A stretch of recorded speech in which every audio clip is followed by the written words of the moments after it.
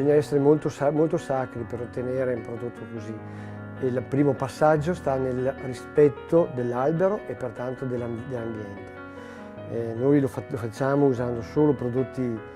non di sintesi, quindi prodotti naturali come i bacilli, il caolino, la zeolite, le alghe marine per andare a combattere i funghi, i parassiti. Quando io prendo in mano la bottiglia dell'olio e lo verso sul pane e respiro il profumo,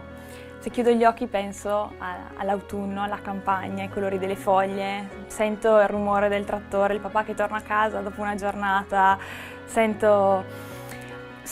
la casa e sento le mie radici, la mia terra, la mia famiglia. La prima spremitura è sempre qualcosa di magico perché quel profumo, quel sapore che ha l'olio appena fatto nuovo la prima volta, è sempre un'emozione nuova perché hai aspettato un anno per sentire quel profumo, per assaggiarlo. L'olio per tanti anni è stato visto solo come un alimento lubrificante, per me invece deve essere un contorno che deve migliorare il piatto che una persona mangia, che sia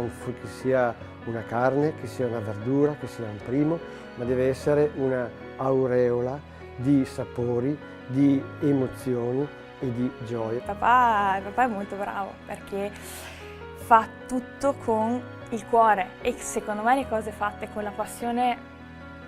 vengono bene per forza, lo vedi dalla luce che ha, il modo in cui ti parla e ti racconta il suo prodotto, è una cosa sua, non parla di una cosa esterna, parla di sé.